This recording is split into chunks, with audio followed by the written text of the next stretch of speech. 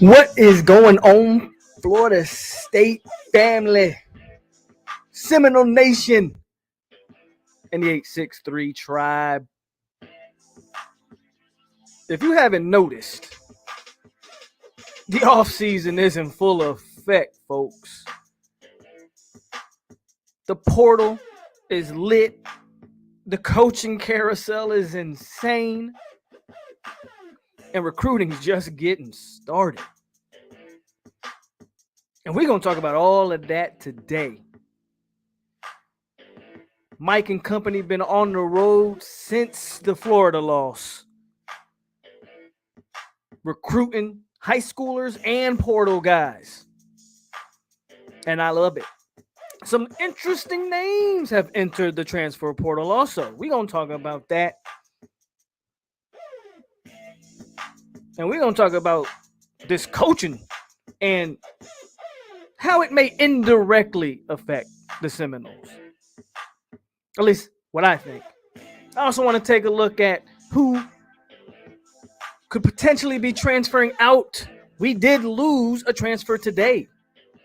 And we're going to talk about that and any potential transfers to come. But man, we got a live show tonight. A lot of stuff to get into. You on the Hangover, man, on 863 Seminole TV. We in here, baby. Let go.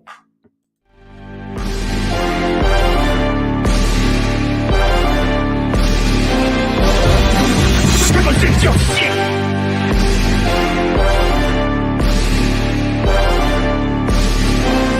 Need a horn in the drum roll.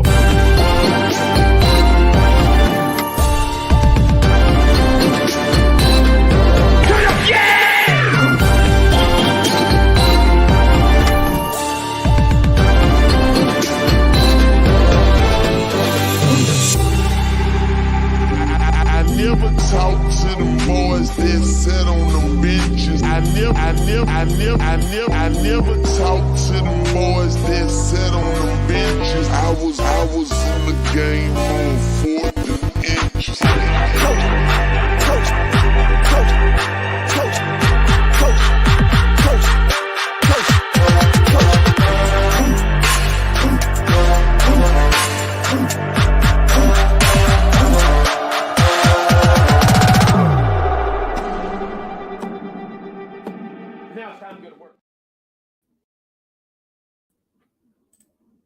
There we go.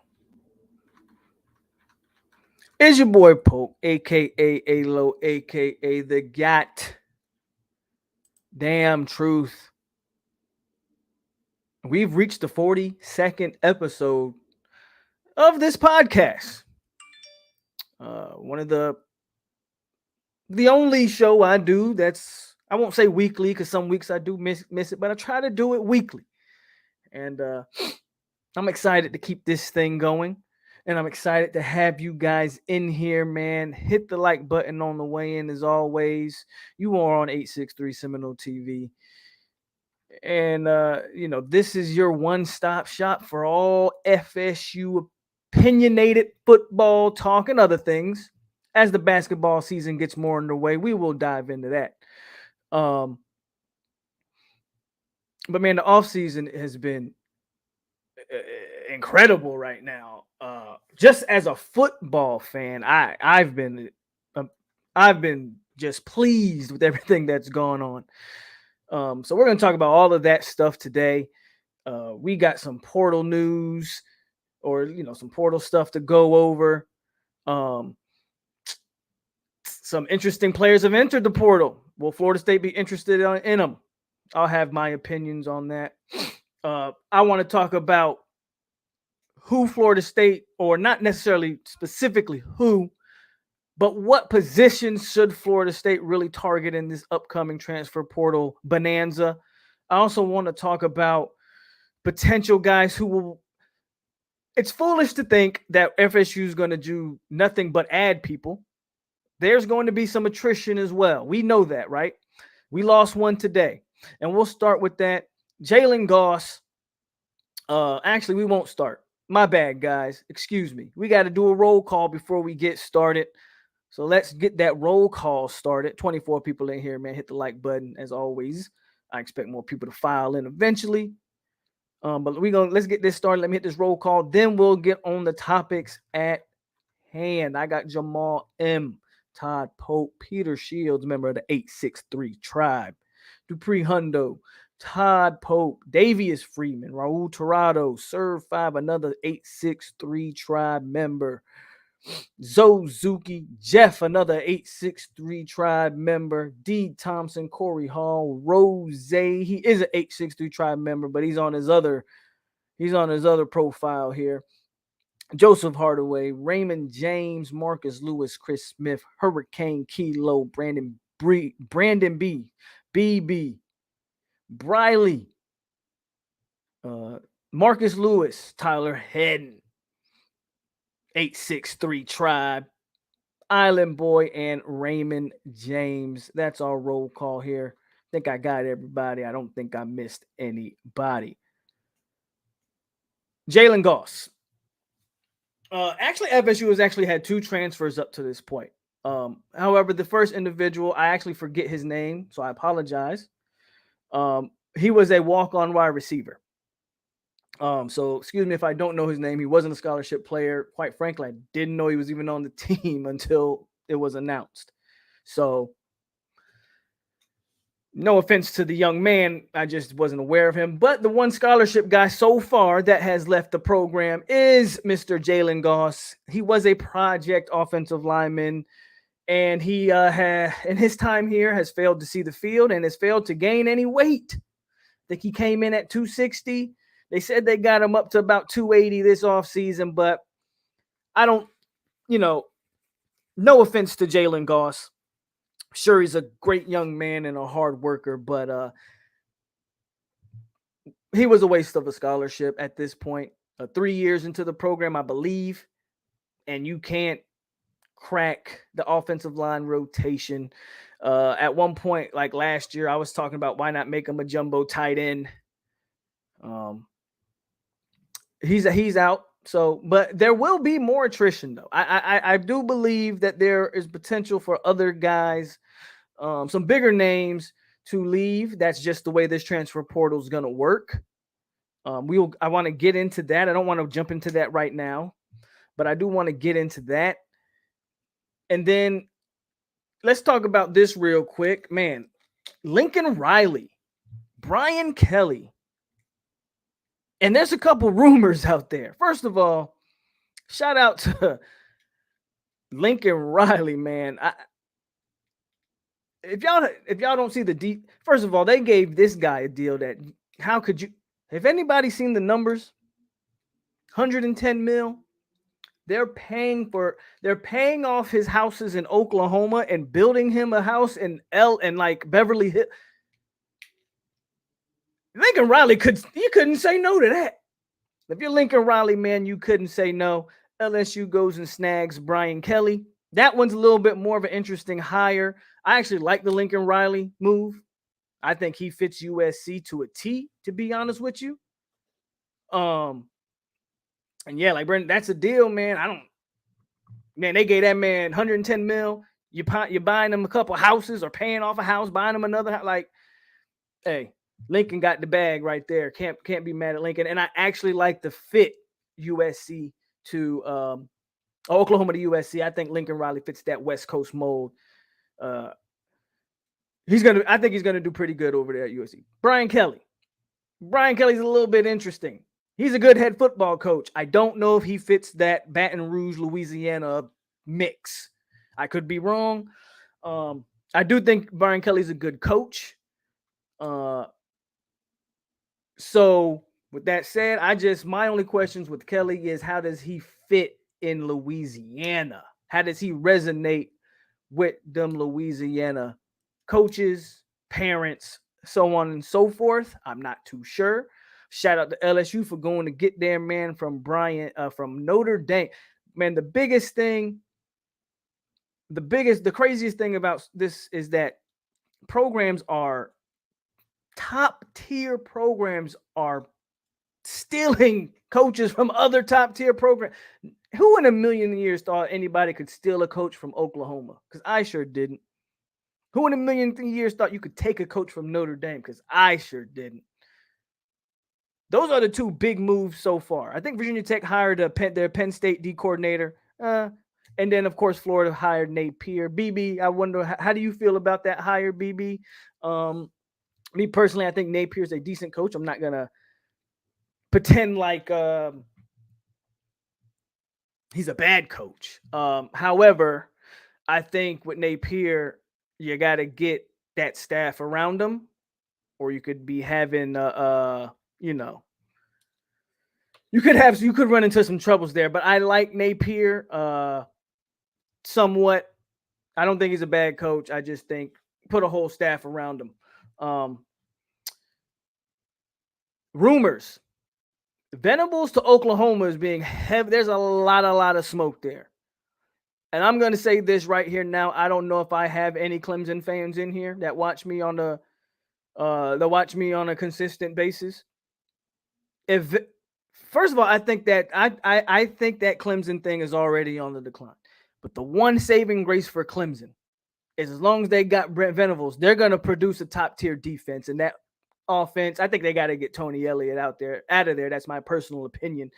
But that offense can always play catch-up. I'm telling you right now, if Venables leaves that thing, you can put a fork in Clemson. It's over. If Venables leaves, you can put a fork in Clemson. The dynasty's dead, and it's over. I promise you. Venables to Oklahoma there's some serious smoke there. We'll see if it happens. I do not expect Oklahoma to go long without a head football coach. Okay, Oklahoma now, they're losing some guys.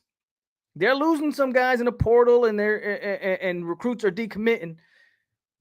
But the difference, I heard some people kind of say what Lincoln Riley did to Oklahoma is similar to Jimbo. Well, the difference is Lincoln Riley didn't quit on that program, number one. Number two, that program has a good structure in place, which Florida State doesn't have. Speaking of that, I'm going to touch on that next. We might actually be improving the structure very, very soon, if you haven't heard. Florida State was top to bottom in disarray when Jimbo left. And you've seen it over the last 4 years. Oklahoma's not in the same state. Oklahoma, by this time next week, I guarantee you they have a coach. And so far, the smoke right now is Brent Venables. And then I heard another rumor. Now, I don't know how serious this rumor is. I kind of don't believe it. But hell, I didn't believe the Lincoln Riley to Oklahoma stuff before that became official. And I didn't believe Kelly to LSU before that came official. So at this point, the way that's off season is going, bro, I don't take anything. Anything can happen. Notre Dame is interested in Dabo Swinney. I think that is a terrible hire for Notre Dame. But they're interested in Dabo. We'll see what happens there. I've also heard Marcus Freeman, but I've also heard Kelly might be trying to take Freeman with him to LSU. Luke Fickell has been another name for Notre Dame. Which then Freeman might go coach Cincinnati. So there's a lot of things, but Dabo's name has been mentioned in the Notre Dame search. That's interesting in my opinion. Now, speaking of Florida State and structure, as I just talked about, Coburn has announced basically his retirement. He says he will be retiring here shortly, but he will stay on until a new AD is hired. He will see the process through. Now, I want to say this. I want to say this before I don't want to look. I haven't been a fan of Corbin because he's not a real AD. But given his situation and given the circumstances, I can be fair in saying that the man did about as good his job. Notre Dame just hired Freeman. Did they really? Let me check that. My phone just beeped as soon as you said that. So you might, Sammy breaking news here on the Hangover.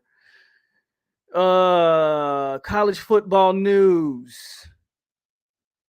Marcus Freeman, Notre Dame to hire Marcus Freeman, defensive coordinator. Yep, Bingo. Shout out to Sammy. Absolutely right. So Freeman, so you can scratch that Dabo crap. That was all a blatant lie. Freeman to Notre Dame. Corbin did about as good a job as he could do. Given the circumstances. And I don't want to poo-poo on his parade too much. And I actually want to applaud. And given the circumstances, man, I think you have to applaud Corbin for what he did. Now, he said something stupid in that exit interview for Willie Taggart, right? When he announced the firing, he should have just fired him. And when he said 6-6 is not the standard, well, guess what you did? You set Mike Norvell up for all the backlash he's been getting. Whether it's justified or not. When you fire a guy after 21, however many games it was, and then say 6-6 not the standard. So that's the one foot in the mouth moment that he had.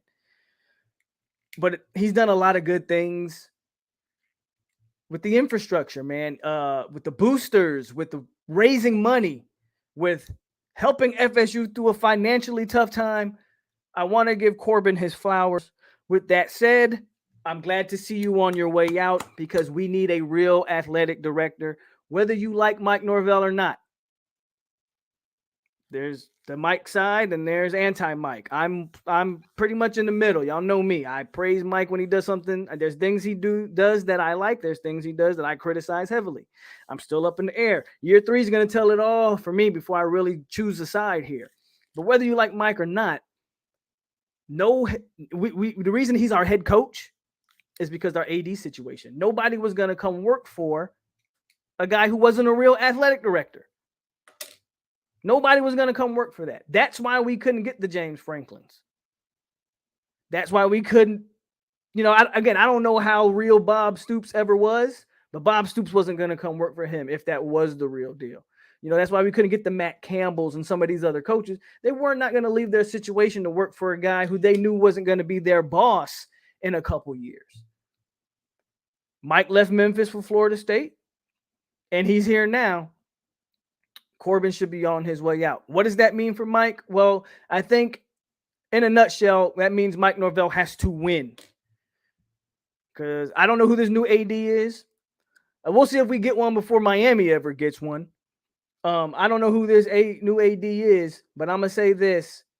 He's probably going to – I'm not going to say Mike's going to be on a short leash, but remember, he's not Mike's hire. Or Mike's not his hire.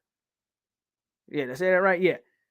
So with that said, Mike's got to come out next year and win some football games. Mike's got to come out next year and win those football games. So that's some good news for Florida State. If you care about that thing, which I think we all should care about. Me personally, John White says Jeff Purrington, if I'm pronouncing that right. Me personally, I've been on the Alford bandwagon. If you don't know who Alford is, he's like the chief of the boosters, whatever, right now. Mike Alford, is that his name, right? I think that guy has done a phenomenal job. I don't know if he wants the job, but I've been on the Alford bandwagon for a few months now. I think if he wants that job, he should be the next athletic director at Florida State because I think he's done an incredible job since he's been there with what he's been in charge of in terms of the boosters, raising money, and things of that nature. But that's just my input. Obviously, I have no input on who the next athletic director is. And John White seems to think Jeff Purrington. So that could be a name for you guys to look at there. Do I think Odell would make a good AD? No. Yeah, Mike Alford is that dude. That would be my input there. Man, he's still. Let's get that out the way. Man, I don't want to come here and talk about Miami, but they make it so easy to talk about them. I said this, and I'm gonna get done with this, and then we're gonna get into this transfer portal stuff and all of this stuff. But I want to address Miami because when I said what I said, I was considered a hater. I said this a few weeks ago. Miami is showing you how not to do this thing, while every other school in the country is showing you exactly how you do it. Oklahoma, USC, LSU, hell, even Florida, even Virginia Tech. All these schools have new coaches. Now, according to every freaking Miami insider, Manny's been done for 2 months now, a month, 30 days, however long it's been. Yet Manny still has a job. They still have yet to hire an athletic director, despite all the reports that everything behind the scenes is a done deal. I'm gonna tell you what. I'm gonna tell you where Miami messed up. I'm gonna tell you where Miami messed up. No troll. Seriously, this is where Miami messed up. If you're Mario and if you're Miami and your legit option, I don't care if it's Mario or Lane, pick them, because at this point it doesn't matter, because you're messed up. You allow Lincoln Riley to get the bag. You allow Brian Kelly to get the bag. Do you think, I don't care how much Mario wants to come home. I don't care what house that Lane Kiffin has in Boca Raton. It doesn't matter. These coaches are driving up the coaching market. If you're going to poach a top tier coach from another top tier program, you're going to have to pay 8+. That's the new standard. Jimbo started it when A&M got him off of Florida State, and that was 7.5, 10 years guaranteed. Unprecedented contract at a time. All they've done is raise the market value. You think Mario's going to come for $5 million just because it's home? You guys are nuts. When he can command, he can say, look what I'm doing at Oregon. Look what I'm doing at Oregon, what Riley was doing at Oklahoma. We won the same thing. Neither one of us national champions. Both of us recruited well. Both of us won in our conference. Mario Cristobal just got a major raise from either Oregon or Miami's going to really have to break the bank to sign him. And what do you think is more likely? Phil Knight or whatever Miami booster they got going on down there, because they don't have an AD yet. So Miami, that's where you messed up. And he's already making 5.5 at Oregon. That's the truth, Sarge. AR10, what's up with you? But that's the truth. Mario's going to command 10 mil. If Miami wants to poach him from Oregon, they're going to have to get, and that goes for Lane Kiffin as well. So Miami, that's where you messed up. You played this game. You didn't fire Manny initially when all the report at the Florida State. You should have let him go. You know why? Because holding on to him has done nothing for you but raise the market price of every other coach around the. Manny will be coaching Miami next year, and I ain't no insider. And obviously, you see the logo on the hat. But watch what I tell you. Manny will be in Coral Gables coaching another year. Whether that's good or not, who knows? I'm not here to say whether that's good or not. I'm just telling you, Miami allowed the market to price them out because they were reserved to make a move, because no one in that program seems to have any nuts. If I'm being honest, if it was all written in stone a month ago, why not make the move? But that's all I'm gonna waste. That's all the time I'm gonna waste on Miami right now. Let's get to this portal talk, man, and some of this recruiting talk. So FSU today, they've been visiting. It's only Wednesday, and I think Mike Norvell and company have probably put like over 10,000 miles on their air travel cards or whatever the case being, because I believe they started the week visiting Oklahoma, talking to some of those guys. I really need to bring up some of these names because, by the way, Jermaine Johnson was the crowned ACC Defensive Player of the Year. I should have led off with that as well. So put a big hand clap for Jermaine. Like I said, man, it's a information packed show tonight. Man, we got a lot to talk about tonight. So if I miss something, feel free to put in the chat. Hey, I didn't talk about this because I probably intended to. I just forgot about it. Jermaine, ACC Player of the Year, much deserved. Shout out to him. Man, there's some good Oklahoma players that are entering the portal. I want to bring that up. want to bring up the transfer portal right now. I'm bringing it up on my phone. I'm not going to bring it up on the computer. But Hazelwood's one of them. Rattler's another one. There's another receiver, Weiss, right? Am I saying that one right? Transfer portal. There it is. School, Oklahoma. Nope, not that one. Oklahoma. So check this out. Yeah, Theo Weiss. I think FSU has interested in him. Jaden Hazelwood. I don't know if there's interest in Hazelwood. I know for a fact there's interest in Weiss. We already talked about Spencer Rattler. They've had a ton of decommitments. We'll get to that one. But they've been in talks with the Oregon wide receiver, which is a guy I want. Actually, I think he announced an official visit next week. I know they went up and saw today. I think they were in Georgia. They went up and saw Tyree West. They went up and saw Willis. Look, man, you can say what you want. This staff don't lack for work ethic. While this staff was while Mullen, and I know BB will appreciate this because Mullen's not his coach anymore. But when Mullen was taking a vacation, this staff over here was working. They've been working since the clock struck 0 on the Florida game. I know they wanted a different outcome, but I'm telling you, they've been working since then.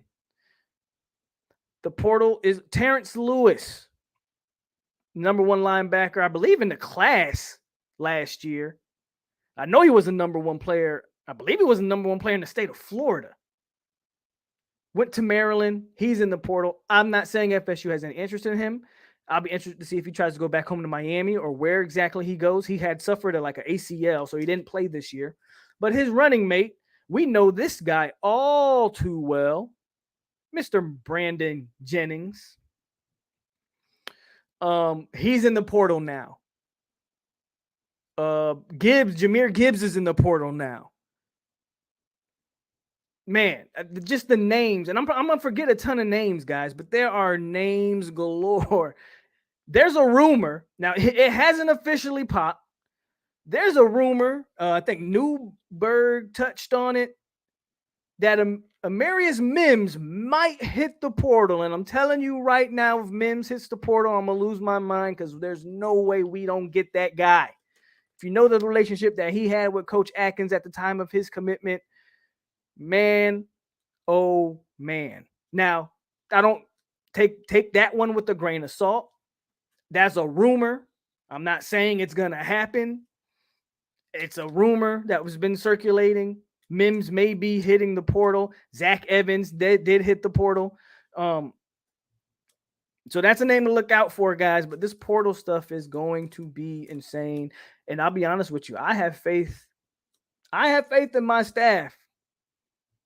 They showed it last year, right? Keir Thomas, Jermaine Johnson. Who did they missed on a few. That's going to happen. You're not going to hit on everything, same way you don't hit on every player in recruiting. But I have faith in them, and especially the way they're attacking. Yes, the offensive tackle that committed to Georgia last year. Number 8 player in the nation, I believe. If we actually got Mims, I don't know what I'd have a freaking party.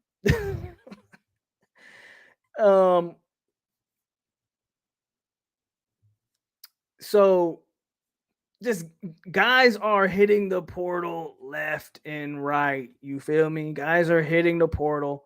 There's a ton of targets. People were asking me, I want to address some of the questions. People were asking me, should we go after Brandon Jennings? This is what I'll say. And I'm going to take my personal feelings out of it. From a talent perspective, FSU should have interest. The problem with the Jennings thing is,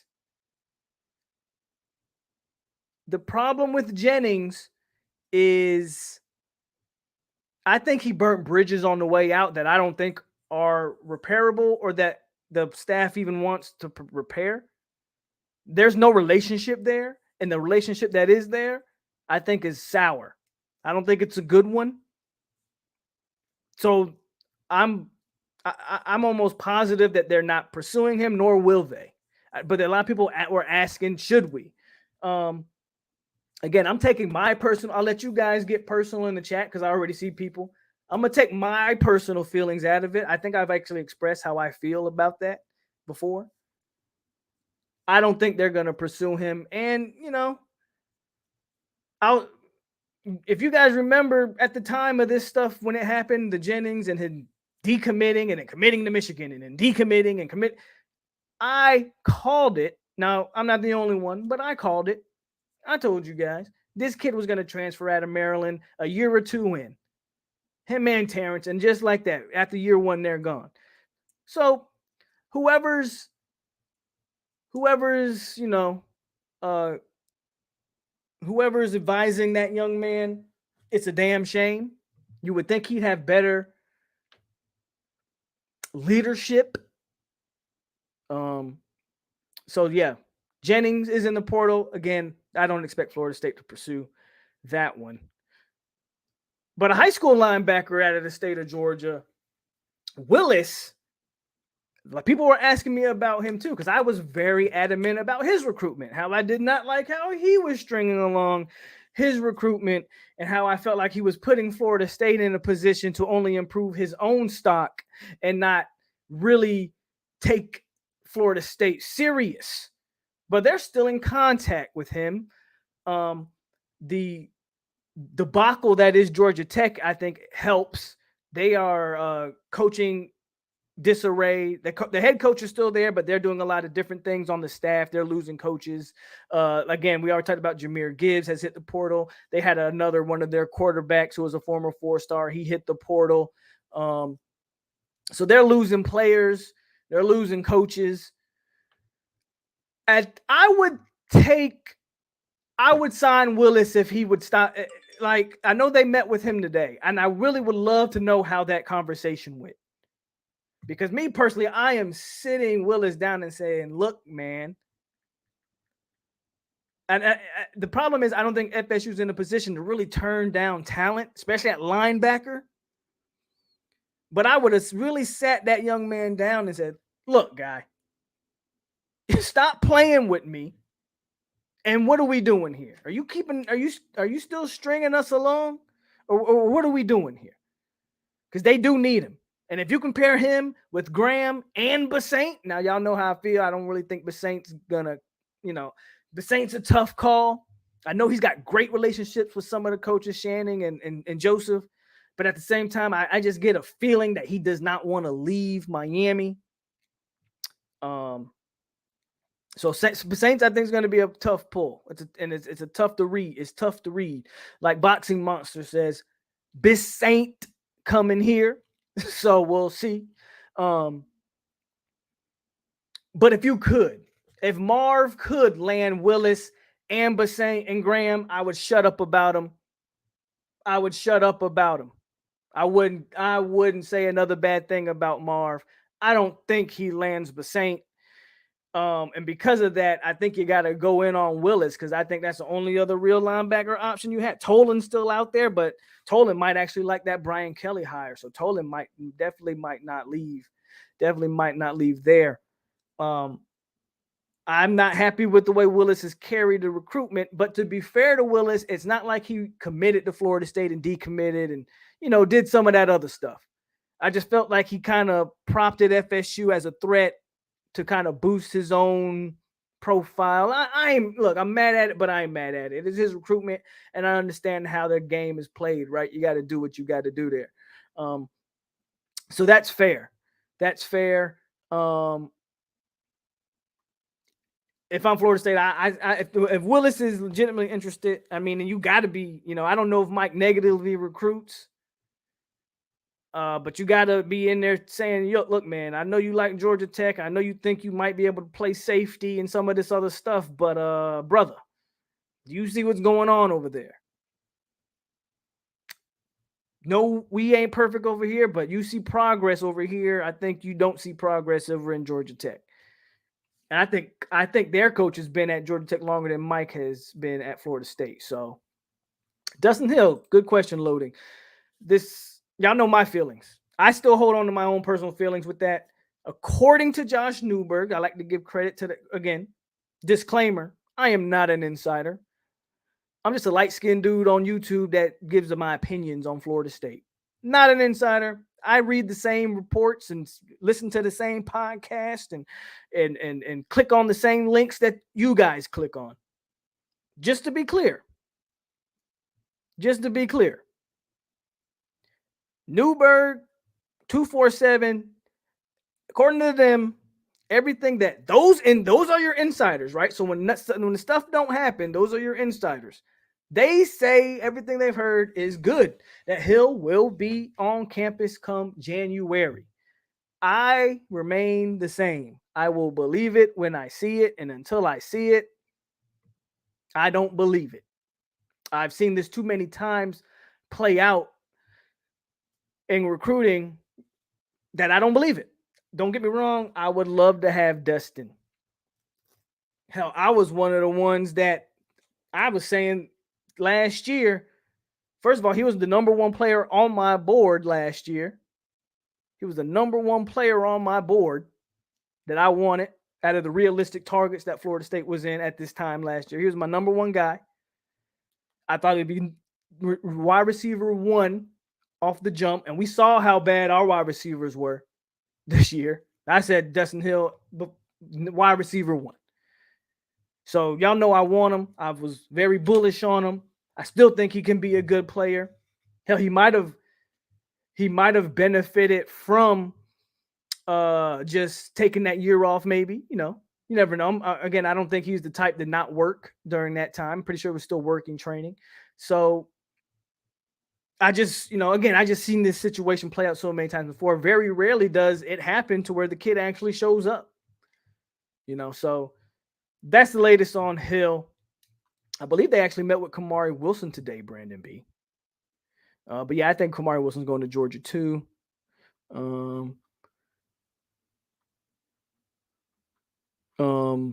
Let's see what some of you guys talking about in the comments before we continue. Georgia just signed a high school D tackle. What's his name? That bodes well. That bodes well for us and Tyree.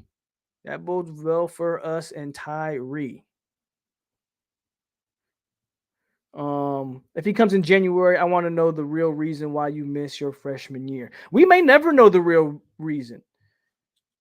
We may never know. I think it had to, and this is just my own personal opinion. I have, again, no inside sources on this. But usually in situations like this, there was a conflict of interest. So one of the things that was kind of put out there was, anybody that knows for sure can correct me if I'm wrong. But when you're 17 and you're going away to college, your parents have to sign your LOI to kind of release you, right? But if you're 18, your parents don't.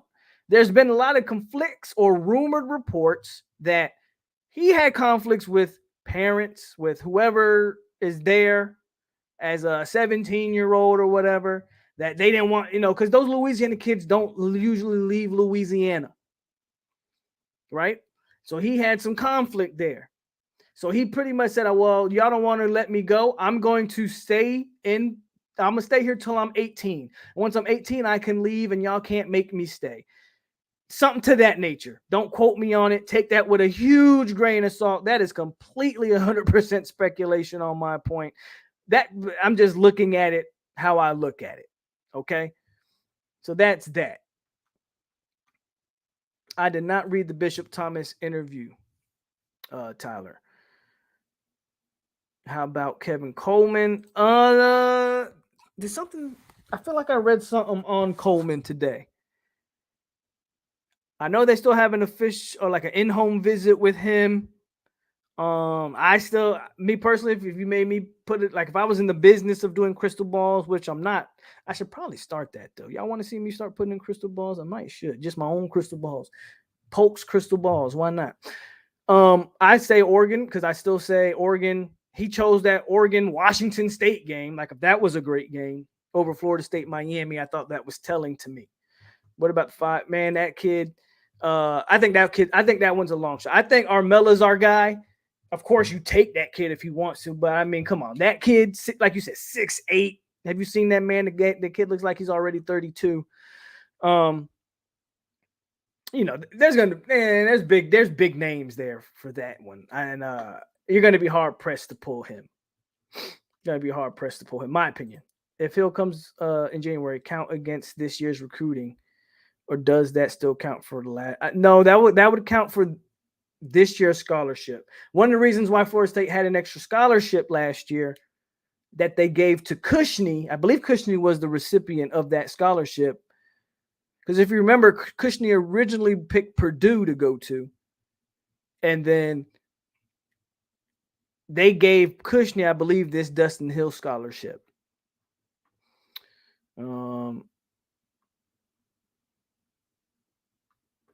Chris Parsons, the only question for 2023. Well, 2023 is a little bit of ways, so we'll wait on that. Coleman comes to FSU if Cristobal leaves for Miami.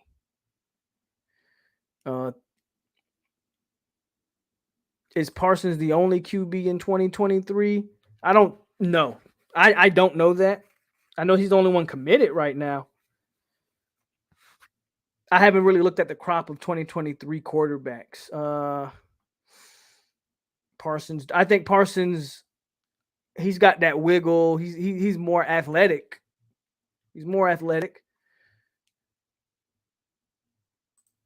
But you know how that works, Brandon. Hell, remember the whole Nick Cross recruitment? Remember that one? We know how these parents work sometimes.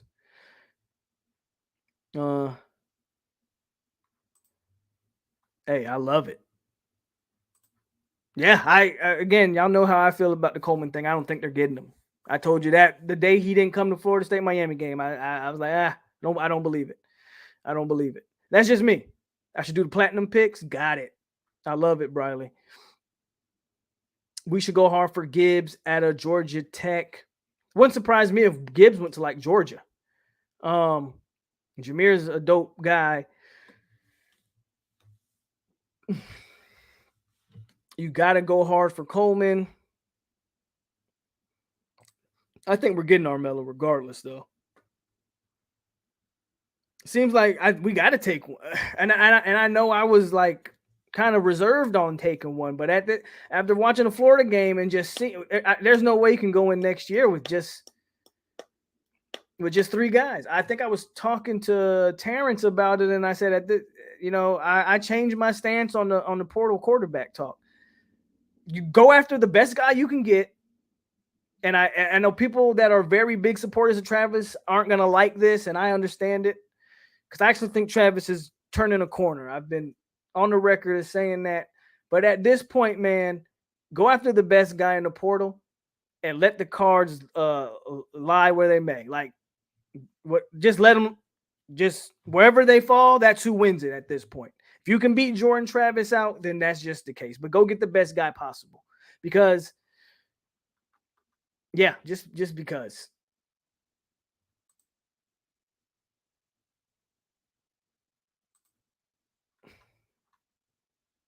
You see that situation with Sapp, that was awesome. That's how you're supposed to do it. So if you're not aware of what Tyler's referring to, Quayshawn Sapp was going to take some visits. I believe, you can correct me if I'm wrong, Tyler. Sapp was going to take some visits, I believe, in January. Basically, Sapp wasn't going to sign in the early signing period. He wanted to take some visits or something to that effect. And my man Atkins put the clamps on that. Like, he let him know, like, you either lock this thing down or we're moving on, basically. And Sapp shut it down. So, good stuff. Bro, the truth is, I see a lot of people debating about receivers. We need both of them. So take both. FSU needs to take, again, I don't think we're getting Coleman. So FSU needs to take 3 transfer guys as far as I'm concerned.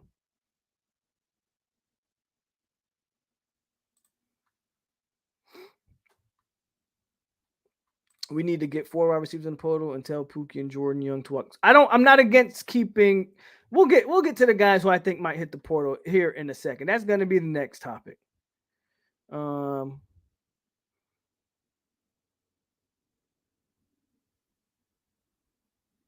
let's get it. Let's get into it. We're going to go position by position and sort of talk about who should hit or not who should. So I don't want to say I want anyone necessarily to hit the portal. I see value in most of these, even the guys that I kind of criticize a lot. For instance, number 7. Now, number 7 on offense, he's gone regardless, so we're not even going to speak on that. But number 7 on defense is still here, and I've been very critical of him. But with that said, I even see value in him, and I'll tell you how. But it ain't at DB. Quarterback. Let's just go to position by position, and we'll get it. Quarterback. I don't think anybody hits the portal I mean, we already lost the guy who we lost. We lost the guy who we lost, whose name will not be spoken because he, as far as I'm concerned, he quit on this team. So quarterback, no portal guy. Running back is a little interesting. Running back is a little interesting. I think a lot depends on, does Corbin go? So there are some speculations on whether Corbin goes pro or not. I definitely think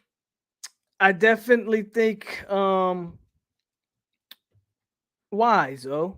Like, I'm not a Tate fan either, but we don't need to be losing numbers. Like, we don't need to be losing numbers at quarterback. Like, I get it.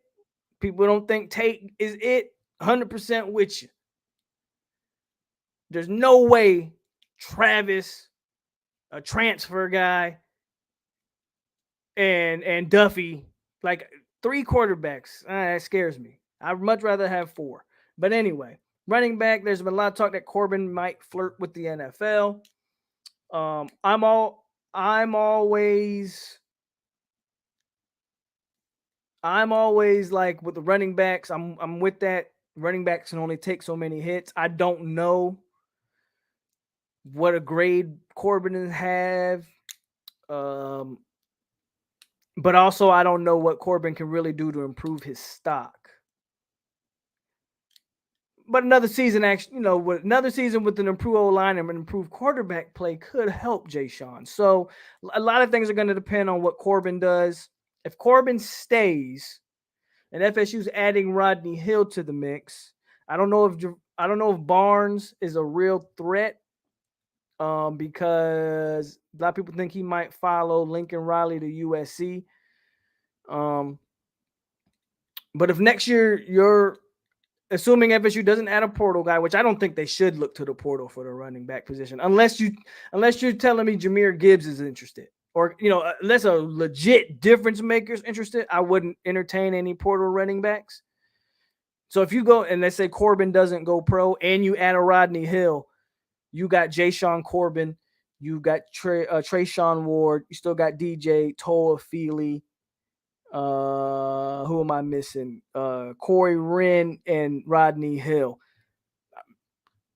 Out of that bunch, does Corey Wren start looking at the room and saying, I got to go somewhere else?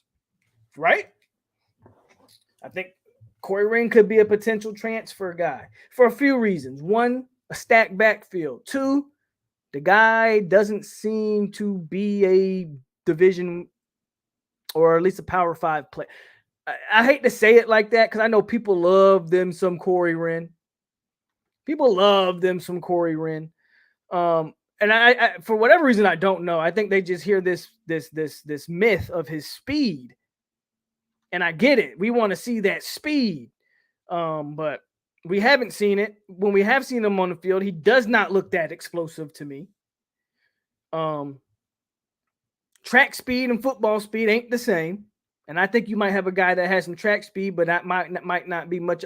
I've said that from the beginning. You got a track guy who I'm not sure Corey Wren is much of a football player. I've said it from the beginning, and there's nothing I've seen that have changed that. So Ren just might fit. Ren just might not fit. And so if I had to pick a guy from that running back room, I think Ren would be the guy looking on the outside. Wide receivers. I think Keyshawn and Pookie come back.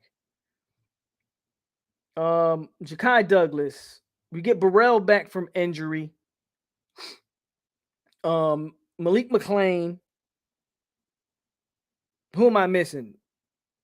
Kentron Williamson. That's 7. I feel like I'm missing another one. Who am I missing at receiver, guys? Who am I missing at receiver? I feel like I've named 7. I feel like I'm missing one. Jordan Young. I think Jordan Young should be the last one. Yeah, I think Jordan Young. So that's 8 receivers. I thought Jordan Young was almost guaranteed to hit the portal. I'm surprised he's still here. It wouldn't shock me if he did leave after really not playing at all this year. And the times he did get, what did he do? Yeah, he didn't make catches. Jordan Young wouldn't shock me. I have no. I want to keep Pokey, but he can't be your one. I'm all for Ontario Wilson as long as he's not your number one. If we go into next season and he's your number one, give me 1 minute, guys. Got a phone.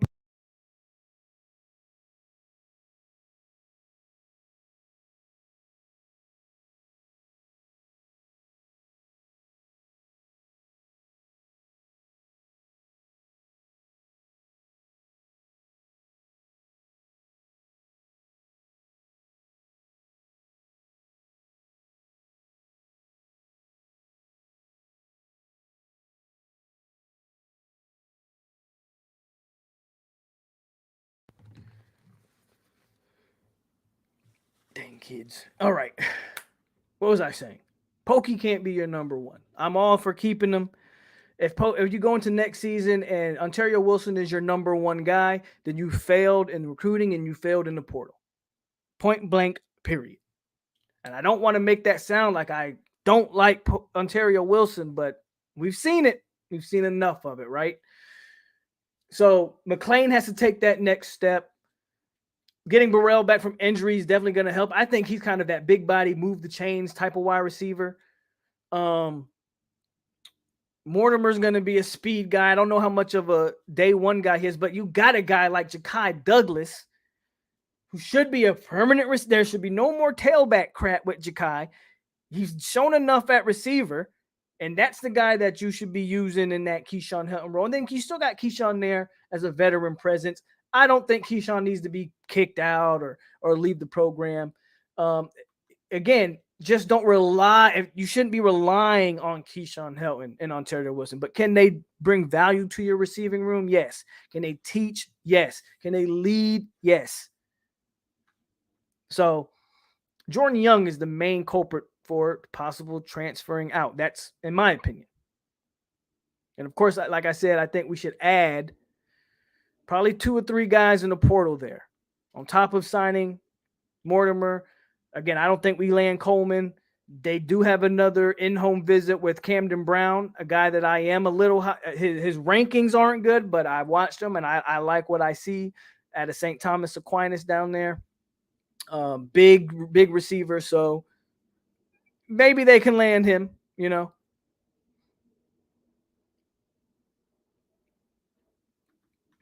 We got to see McLean take the next step next year. I saw some flashes from some young guys, and we need probably 2 of those guys to step up. Just imagine instead of Rambo, bro, Parchment was such a disappointment. Tight ends. Tight ends. Man, I feel like a tight end's got to hit the portal. But I couldn't tell you who.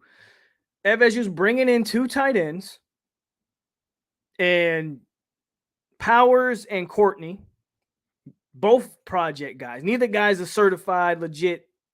Hey, Sandra, how are you doing? Neither guy's a certified legit like not even really 3 stars. Like they are very low ranked project tight ends.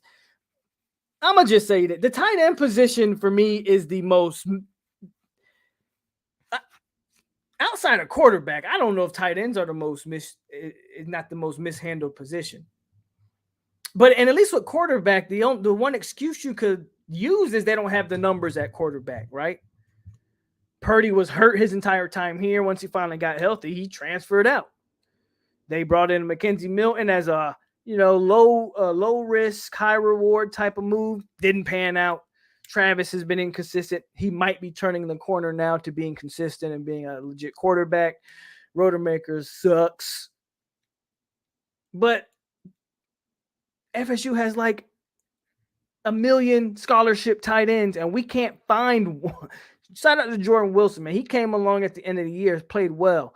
I think Cam McDonald showed some flashes himself this year. He's a long, athletic guy. I feel like you should be getting more out of him, but I also think that has a little bit to do with the quarterback play.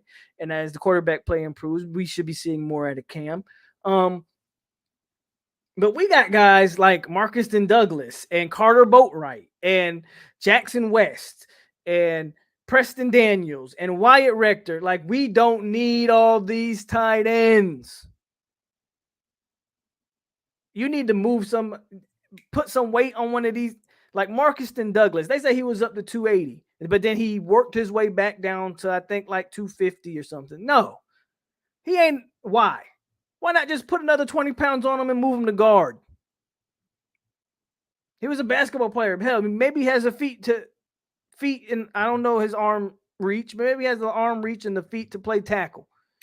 Move one of these tight ends somewhere. So I feel like one of them, if not 2 of them, think about it. FSU's not losing any tight ends other than Jordan Wilson. So again, that's like legit 7 scholarship guys, and you're adding 2 more. So you're going to have like 9 scholarship tight ends on the roster. Somebody's got to leave. Carter Boatwright, somebody I think is going to end up leaving. I think you'll see a tight end hit the portal. Personally, I don't believe you should waste a scholarship on a transfer.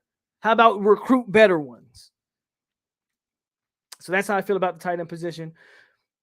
Offensive line. We'll just do the offensive line as a whole. So we know for a fact that we're losing Love Taylor to graduation. We're losing Logan Winter says, can Purdy come back? Why would you want a guy who quit on you to come back? Have some pride. We don't want Purdy back. At least I don't. I don't know if I can't speak for everybody, obviously, but why would you want someone who quit on you to come back? What up, Firewater?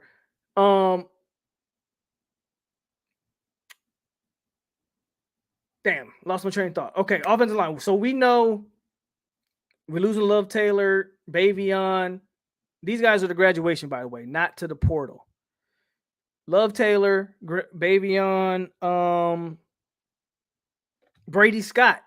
Brady Scott sent out a goodbye letter. Brady Scott did a goodbye letter. So the big speculation on that is we will not have Brady, even though Brady Scott still has eligibility, he will not be a Seminole next year. So expect Brady Scott to either hit the portal or just graduate and go on about his business. Some people don't even think Brady Scott's going to try out for the NFL. That's not really his focus. So we know we're losing guys. I don't expect any transfers though. Now we had Goss today, right? So we know we've had one offensive lineman leave. That's Jalen Goss. I again don't want to say anything negative, but he will not be missed. He will not be missed. Could Ira Henry hit the portal? Probably, because I don't think you're never going to see Ira Henry play a snap. You're never going to see Ira Henry play a snap here. Look at all the guys they're bringing in at guard. Jalen Early is going to automatically go over Ira Henry. Quayshawn Sapp will be over Ira Henry. Hell, Kenyatta Charlton is probably a better player than Ira Henry right now. Our Henry might hit the portal. Ira Henry might definitely hit the transfer portal. And that's not even I didn't even bring and I just brought up a bunch of high school kids. That's not even counting for Zane Herring, Estes, Schrader. All those guys are actually on the team. Like Lloyd Willis. I question whether I think Lloyd Willis will be a factor, but I do question whether he's fleet-footed enough to be a tackle or if he can just be a very, very big guard. But Lloyd Willis will be a factor in my opinion because he's got some talent. You want me to predict the transfer guy? I think Ira Henry might be a prime candidate. Again, we already lost Goss. Which again, all of the best luck to him. But again, that's not really a L. I think everybody would agree there. And I can see a guy like Ira Henry he's never gonna get no burn. He's just not a good football player. But I couldn't foresee anybody else, right? You got Rod Orr at tackle, who I think they sat year one on purpose. He comes in next year looking to make a push for one of those two tackle spots. Obviously, you're bringing in 6, 7. What I think right now they have 5 O linemen committed. You're probably going to end up with 6. You're bringing an influx of 6 kids on top of what you got. Yeah, guys' jobs are going to be up for grabs. Armella's going to try to start game 1. You better believe that. I think his best bet to start game 1 is at guard if I'm Julian Armella. But he's going to try to come out there and he's going to try to get he's going to try to get snaps game 1. So, I love the competition this O-line is going to go under. And I love the fire they're going to go under because I think you're going to see a completely different O-line next year. And that's not even I didn't even account for the guys. So I think FSU is legitimately going to add they already added Bless Harris. I think they're going to add at least 2 more. Probably a center type because we've talked about Maurice Smith and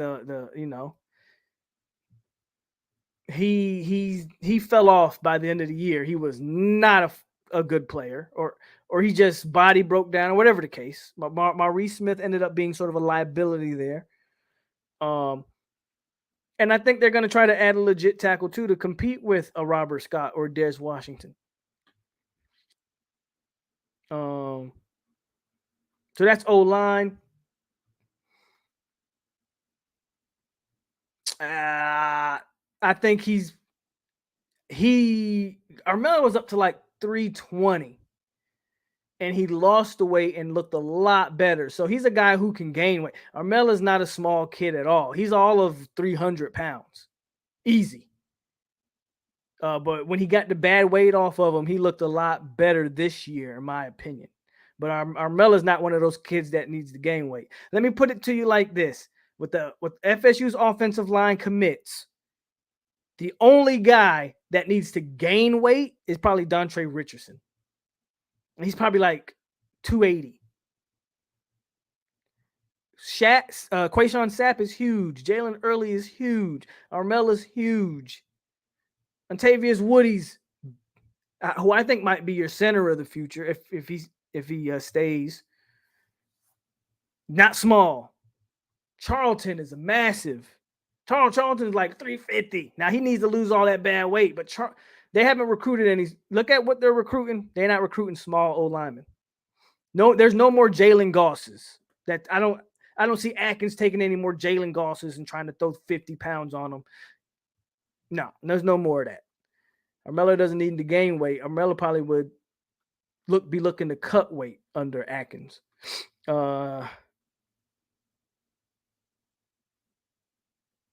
Who you telling, Zoe? I wouldn't be on YouTube right now. I promise you that. Okay, D-line. Now the D-line is where my opinion might differ from a lot of people. I'm not even gonna lie.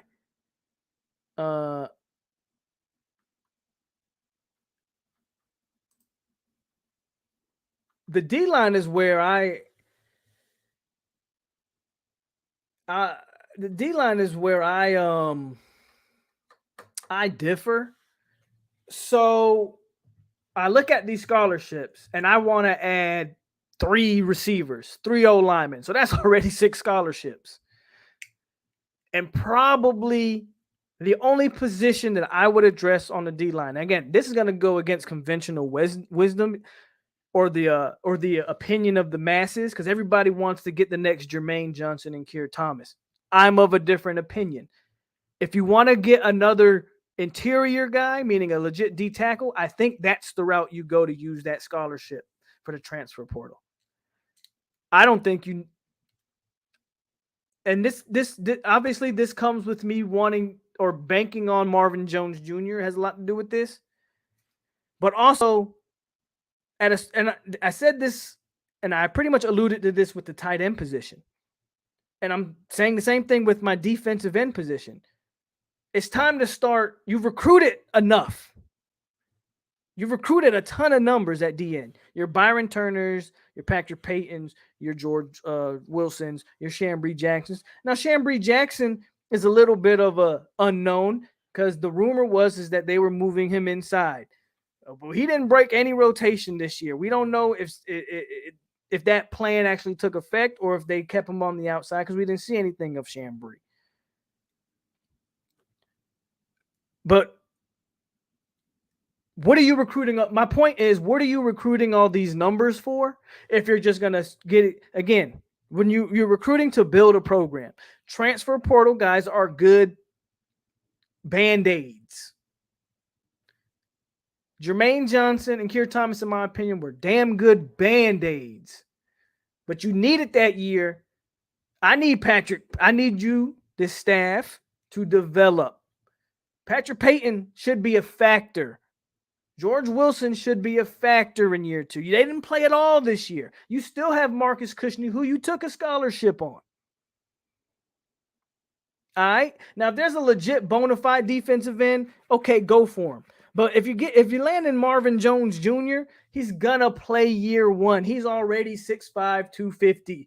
He's gonna play year 1. So again, a lot of this banks off Marvin Jones, but it's time to start. You're recruiting them. It's time to start developing them and playing them. Because to continue to put Band-Aids on the position shows me a lack of development and coaching. That's just my opinion there.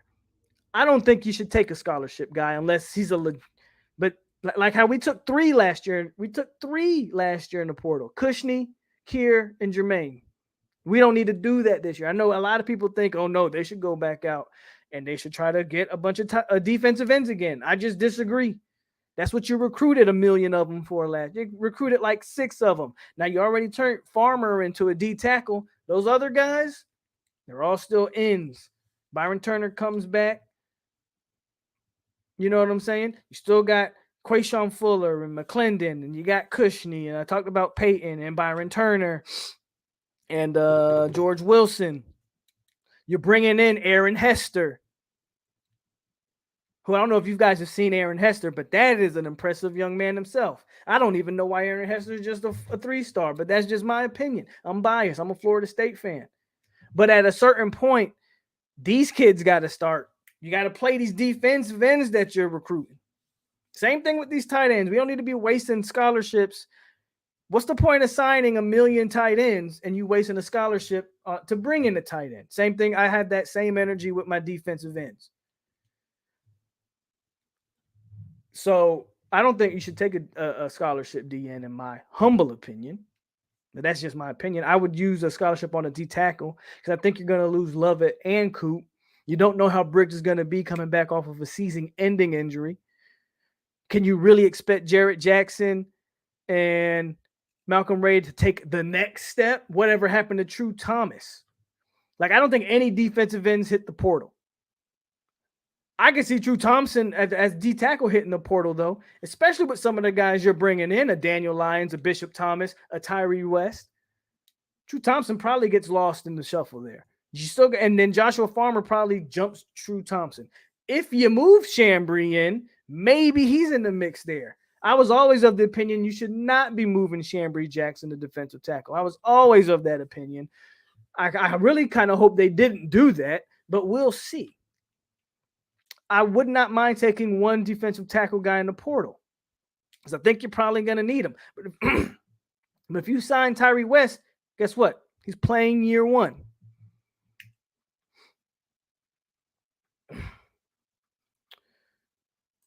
I don't know, Polk, after the season, if Georgia, well, again, a legit stud comes out, yes, I'm all for a legit stud. But let me put it to you like this.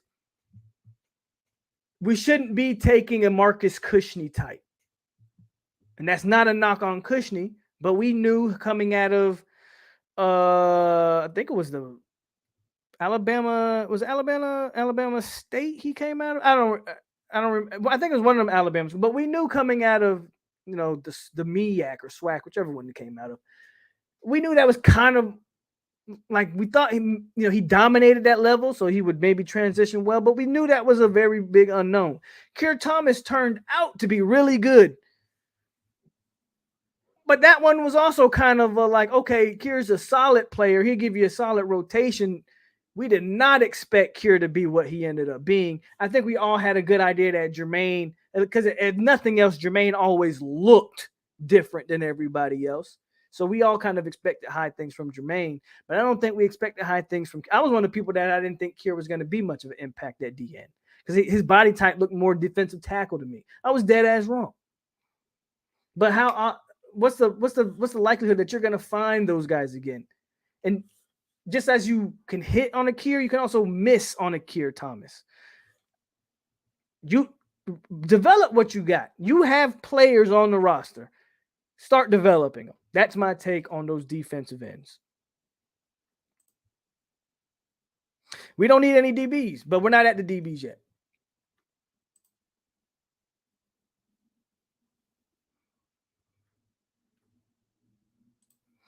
We're going to get on them DBs. I think Coop is going to turn pro. Oh, I forgot about shout out to Dylan. Yeah, I talked about defensive ends and how I didn't think any of them hit the portal. I didn't even mention TJ Davis. And that's one of the guys who might hit the portal from that group. And I already talked about True Thompson, obviously. But if you had to make me say who's a potential transfer guy from the defensive end room, TJ Davis. But even him, he's another guy that I forgot to mention. They got 1 million defensive ends. Develop them. Stop wasting scholarships on transfer guys. You got defensive ends. You're going to sign at least, again, you get Marvin Jones Jr., you damn sure don't need to take a transfer guy. Linebackers. We're at linebackers now. Obviously, guys, we need to take. Now, this also depends on who we recruit. So we've seen with this staff, they are not afraid to play their young linebackers, or maybe it's just that they've had no choice. But we've got to upgrade DJ Lundy. We have to. I'm sorry. I was actually talking to somebody on Twitter today who says that they know him personally and says that Lundy's very athletic. He's just playing well, if that's the case, then Lundy needs to lose 20 pounds and show that sideline to sideline speed. But we got to upgrade that. So I would definitely, linebacker is a easy, like, if you said coming into the offseason, what's the two positions of need? I mean, O-line continues to be that, but linebacker and wide receiver are probably the top on most of everybody's list. So we got to take at least one backer. If you sign, best case scenario, you sign Basaint, you sign Willis, maybe then you don't take a linebacker. Maybe you develop Jordan Eubanks. I doubt it, but maybe Jordan Eubanks is a factor next year. Possible. Portal. I don't know if I wouldn't be shocked if tomorrow that Jaleel McRae went to the transfer portal. I, to this day, don't understand why he's not on the field. There's been talks that he just has never really recovered from a knee injury. And maybe that is the case. And if it's a physical thing, then I understand it. But yeah, to this, Jaleel McRae probably is the number one candidate for hitting the portal. They also did move Green McKnight to linebacker. So that's going to be interesting. Do you pair him with Kalen DeLoach, or is he more of Kalen DeLoach's rotation guy? I'm interested to see how that transition works next year. We didn't get to see it this year, but I am interested to see what happens with that next year. Trying to think of some other guys. I think that's about it there with the linebackers.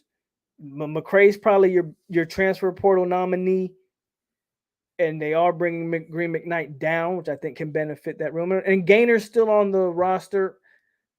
There's been talks of Gaynor going pro. I'll be honest with you. Maybe if Gaynor has a crazy combine, but Gaynor has, in my opinion, Gaynor hasn't put anything on tape to validate an NFL selection. And that has a lot to do with just the way he's been used. I think he's talented. I just think he doesn't fit what this staff has wanted to run from the jump. They admitted it that much when they just didn't know how to use him. And they've tried standing him up. Doesn't quite work. He's had more flash plays when he's sort of on the edge in that hybrid DN linebacker role. So we'll see what happens there. Yeah, Dix is a guy who you just let him get off the bus first with no shirt on. He's going to intimidate some guys like that, but not a football player. If he's interested, he would definitely be a take. I think he would be a take. If he was interested, I would definitely go after Bowl. He hit the portal today. I would definitely go after him. Marv got us? Yeah, I don't know. Y'all tell me, because I don't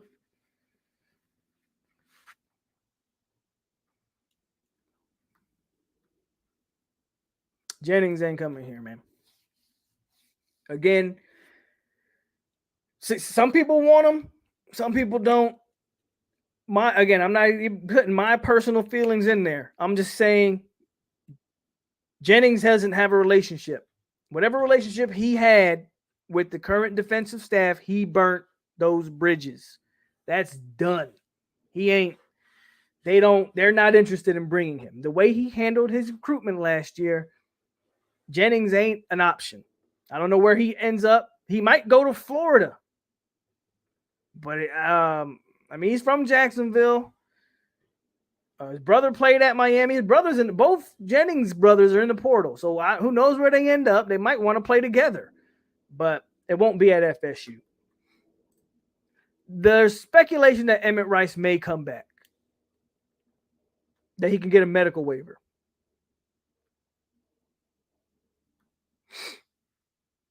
The only other, it was Emmett Rice, and they moved Leonard Warner to DN. There's actually speculation that both of those guys could get medical waivers. Leonard Warner, but Emmett Rice I'll take back in a heartbeat. McCluster is still on the roster. They didn't use him. I don't know if he's not talented or not. There was talks about Leonard Warner hitting the portal last year. I think they talked him out of that. I don't know what benefit it would help for Leonard Warner to hit the portal this year.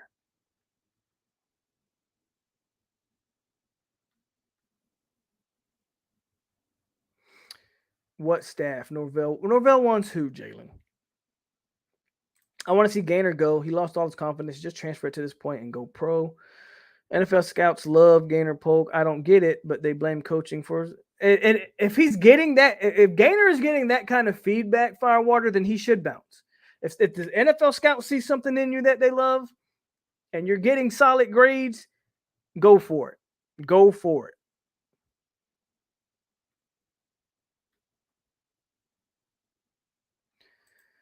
They should get any kind of wide receiver they can. Yeah, that's crazy. To be fair to Coach Marv, his coaching has never been an issue for me. Chris Marv's coaching has never been an issue for me. I think he can coach the position. He can't recruit. You have to be able to recruit as a position coach in the Power 5 level. Just that, plain and simple. The fact that they've developed Kalen DeLoach is awesome. Can they do it with a Eubanks or someone else? It remains to be seen. I don't think he did. Him and Emmett Rice, I believe they missed the entire year with I know Emmett Rice missed the entire year with his injury. I believe Leonard Warner did as well.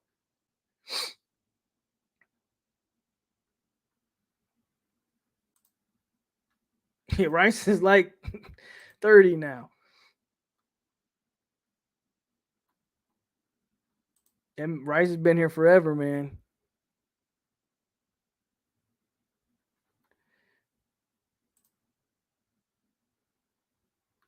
I agree with you. You know what, Bradley? I don't disagree. Again, his coaching is never the issue.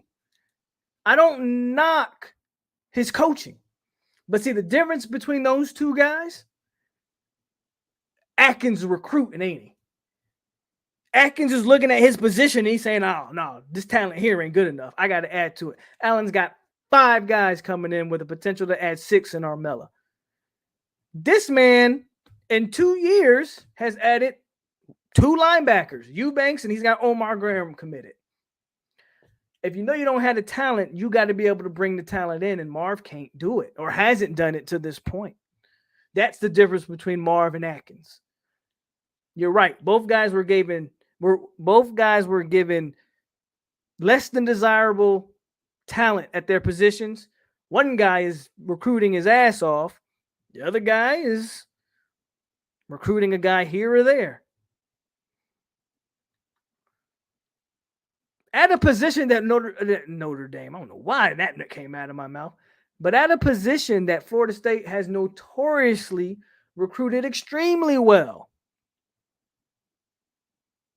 Like, this is Florida State. You want to check the history of our linebackers: Ernie Sims, Derek Brooks, Marvin Jones, Telvin Smith. Hell, even your Buster Davises, your Kendall Popes. I mean, check the linebackers. Sam Coward. Like, man, I'm just saying, this is Florida State. We are supposed to Vince Williams, Lawrence Timmons, Nigel Bradford. Don't get me started. So the fact that FSU can't get linebackers is a damn crying shame.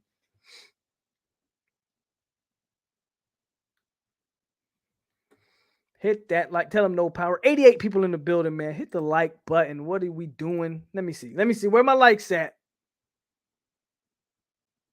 Let me check my likes real quick. Okay, so have 90 people, 48 likes. Come on, guys. Come on, get my likes up. Get my likes up.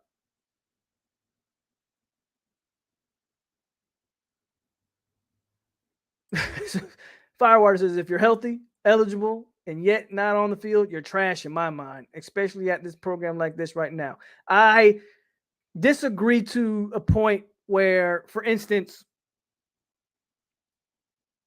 you can make a kid trash by playing him too early. Rod Orr might have the best measurables of any tackle on the team, but they didn't rush him out there because you need to develop them. Like, getting their bodies ready for the grind is just as important as just throwing them out there and then getting them snaps. You know what I mean? But I hear what you're saying.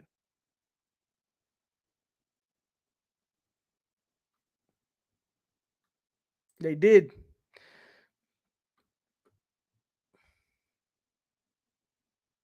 Let's DBs. So that leaves DBs. And I don't think they should take a single. Now, I know they have some interest in Marcus Banks, whose dad played for Florida State, if I'm not mistaken. So I know they have interest in him. He transferred out of Alabama. But outside of him, I would not worry about taking not a single soul at defensive back. There is no need. That's even if Jamie Robinson leaves. So there's a little bit up in the air. Jamie Robinson put out like a goodbye letter that wasn't really a goodbye letter, that kind of he left open-ended. I think he's going to see what he's graded. I think he's going to reach out to the NFL and see what teams think. He may come back. He may not. I don't care if I'm not when I say I don't care if he leaves or go, I'm not saying that I don't want him back. What I'm saying is whether he leaves or stays, don't get a portal guy. Safety's loaded. Okay, if Jamie Robinson leaves next year, your safeties are probably Akeem Dent and Sidney Williams. Shaheem Brown, I think he probably takes it again. That's another guy you're developing, but we've seen athletic ability with Shaheem Brown, so we know what we got there. Now, what you could see though, you might see some portal guys.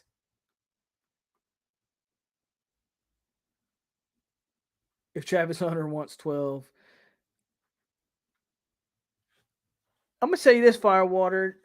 There might be a chance that you, and I don't necessarily like it, there might be a chance you see Hunter wearing number 2, man. I think that was one of the things that when Travis Hunter recently went and talked to Dion down at Jackson State, I believe that's one of the things they talked about was that number. Just call it a hunch. Personally, I don't think a freshman should ever wear that number, but it's possible.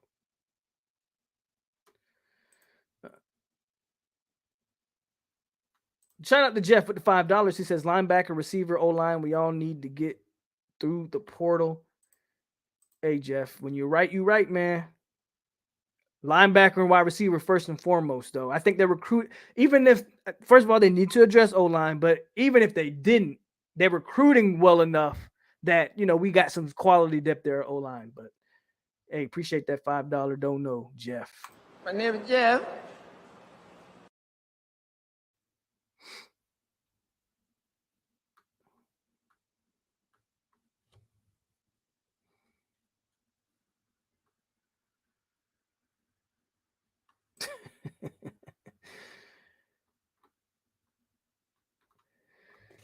Jordan Travis to Georgia. I guess that's who they want. I guess that's who we want. Hey, I'm not gonna let you come in here and preach that. First of all, that's a bold-faced lie.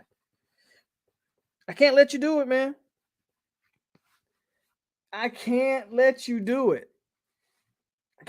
But the funny thing about it is everybody in here knows that you're just trolling. So nobody's worried about that at this point. I agree, Mike King. He has to earn number 2. He absolutely has to earn number 2. I think he did. I think Samori Rolle did wear number 2.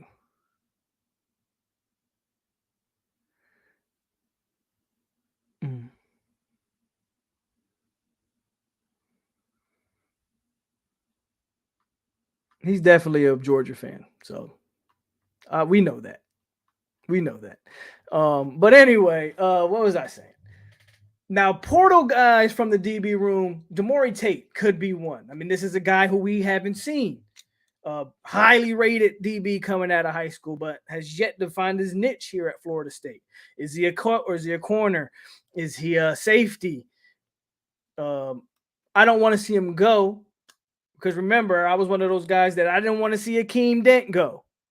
And he's starting to pan out. He's starting to get it together, right?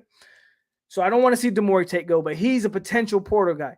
Ronaldo Green is a potential portal guy. He's a guy that I feel like has completely fell out of the rotation. Now, I know he dealt with some injuries this year, but even if Ronaldo Green comes back, and I'll let the people in the chat answer this, whose position is he taking? I don't think Ronaldo Green is better than Akeem Dent or Sidney Williams. He's never showed me that he's better than Brownlee. He's never showed me that he's better than he's not better than Omarion Cooper, Kevin Knowles. I would not be shocked if you see Ronaldo Green hit the transfer portal or Demore Tate. I'm trying to think of some other guys. We're so loaded at DB. I mean, Hunter Washington hasn't even emerged yet, and I hear they're very high on him. Demore Tate he's an urban legend at this point. Absolutely. Demore Tate is like Corey Wren, both urban they're urban legends, bro. All this talent, but we ain't seen it on the field yet. You feel me?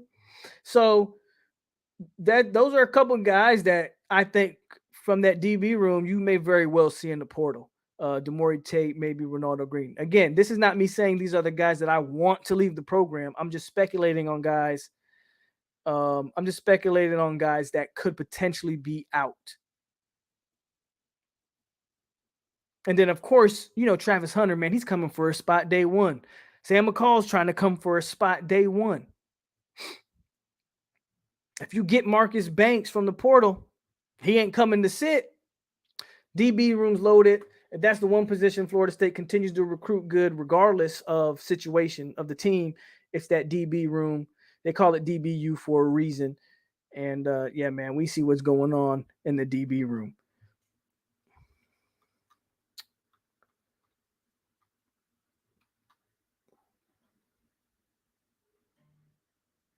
Do I think we should get Rattler? If Rattler was interested, do you pass on that? I don't think you. Look, you can say what you want about Rattler. My question is, does he upgrade our position, yes or no? So it's my take there.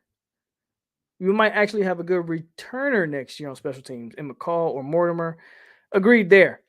I think either one of those guys should be Smart Roll did wear number 2. The Oregon receiver, I think I heard a Ray read that he can do. I think he returned punts for Oregon or something like that. Let's talk about special teams. What our kicker look like. And we definitely don't need to be worried about wide rights. I mean, look, the reason I didn't address special teams, we shouldn't be wasting scholarships on kickers. Just get those guys right. And kickers are one of those things like you either got it or you don't. But we shouldn't be wasting a scholarship on one. Just find the kicker. Who y'all put in timeout, man? Who did y'all put in timeout? No, Rose says y'all put somebody in timeout. Who y'all put in timeout?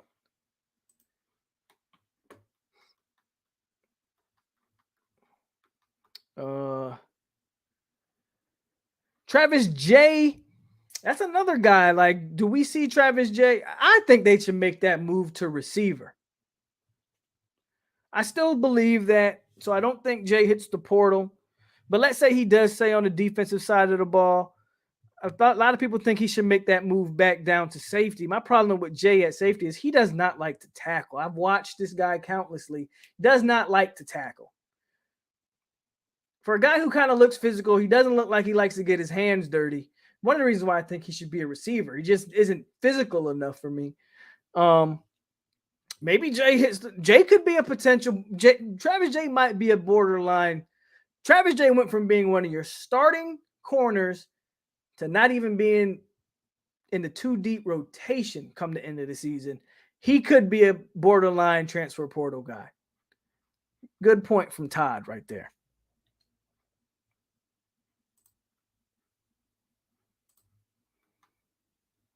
Y'all put AR-10. Hey, let's be careful, man. AR-10, my guy. Don't be putting AR-10 in the. Who put AR-10 in timeout?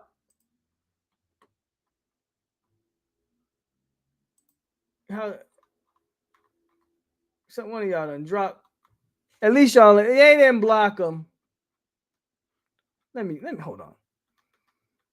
I think Till Dog, man, you put AR-10 in timeout. Come on. AR's good people, man. Don't put him in timeout. He'll be back. Don't worry. He'll be back. He only put in timeout. He'll be back. We didn't block him. We didn't kick him from the stream. He'll be back. I stand with AR-10.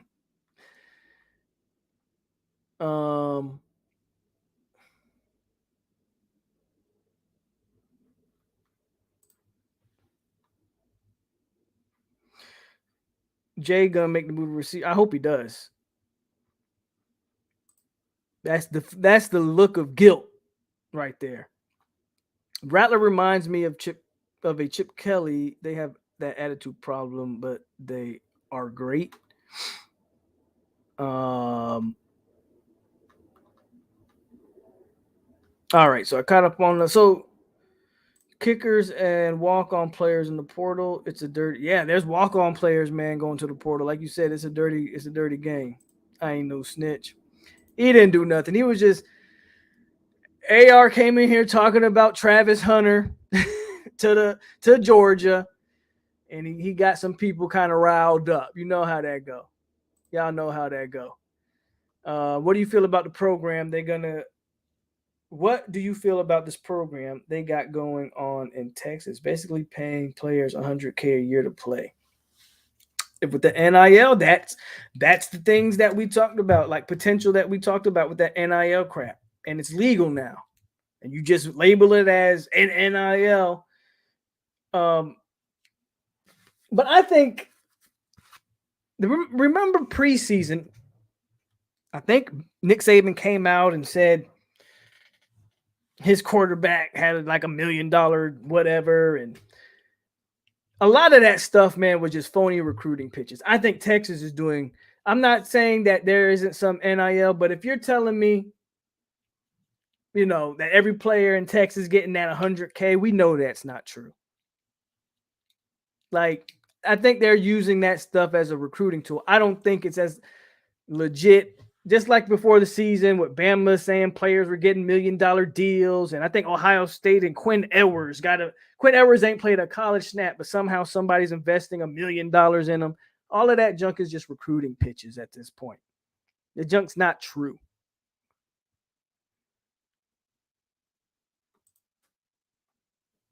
Probably, I could see it. Dupree says Travis J not leaving Tallahassee. And Rattler looks more like a baseball player. How do you see we get out the portal when it's all said and done? Well, I have faith that they're going to get their guys. I don't want to put names on it. I think when we get attached to names, we get disappointed, right? The big time names are going to have options. I think we'll be pleased with what they do, though. I do think we'll be pleased with what they do, but I can't put names on it right now because I don't think the transfer portal, to be honest with you, I don't even think it started yet. As crazy as it's been since Sunday, it's like ever since the Lincoln Riley news broke, it's been one domino after another when we've got a bunch of major play. But even with that, I don't even think some of the big names have hit yet. A lot of teams still playing bowl games and conference championships. More names are coming. I believe more names are coming. No, I agree with you, but I'm saying they're going to use it as an NIL thing. Like they're going to attach it to the NIL. They're going to be like, this company is investing $100K to every player, or Do you see Florida State ever leaving this sorry conference? I wish. Not anytime soon, though. I think they're tied in. I don't think the NIL is a bad thing at all. I think kids should make money off of themselves. I just don't think schools should cut checks. I'm against that. How did the transfer scholarships work? I heard it's 25 plus. I heard something similar. The thing about the transfer scholarships, though, I heard it's 1-for-1. And I could be wrong here, but I think, for instance, Jalen Goss left, so I think that adds a scholarship. I think that's how they're rocking 1-for-1 here. Because there's so many, there's 1 billion kids in the transfer portal. To sort of compensate for that, they're kind of doing a 1-for-1 swap. So if FSU ends up with 15 transfers, I think theoretically they could take 15 guys. It wouldn't probably happen that way, but I think they can swap 1-for-1. But the numbers would still work out. You know what I mean? To still kind of look like 25 plus 7. And I could be dead wrong with that, but I think I read that somewhere. Yeah, and then Keyshawn Green transferred back out of there. Travis J ain't going to leave Florida State, especially for FAU. He could make a move to safety or even the other side of the ball and will be better off. Only an FSU hater would say it's funny if Travis Hunter went to Georgia. He's a Florida boy. FSU's his dream school. Get it through your heads.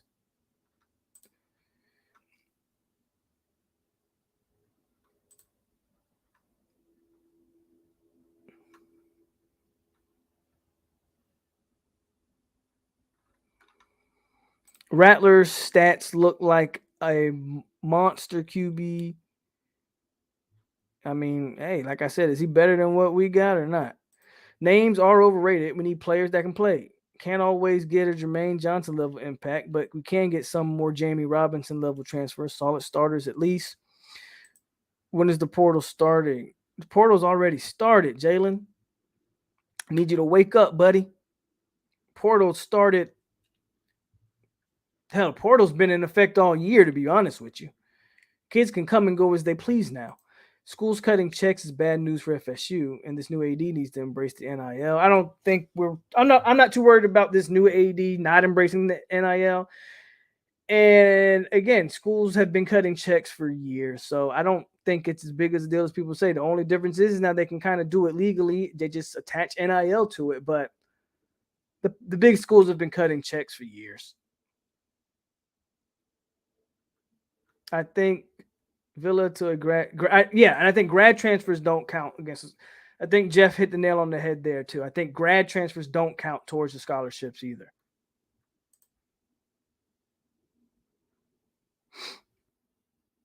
That's correct, 1-for-1. Okay, so I'm right there. Okay, appreciate that. I think it's even 1-for-1 swap. As long as a guy leaves, you can bring in another guy. I think the 7 is for if nobody's left. I think you got a max of 7 or something like that. So appreciate that, Mayan King. Does Kobe That's a tight end I forgot we even had, Dylan. Don't ask me, Dylan. Ask the chat. Does anybody think Kobe Gross has an impact next year? Please put a 1 if you do. Put a 2 if you don't. I'm going to put a fat 0 because I have no idea what Kobe Gross does. Yeah. There you go. Put a 1 if you think Gross has an impact, a 2 if you don't, and a 0 if you're freaking clueless like I am.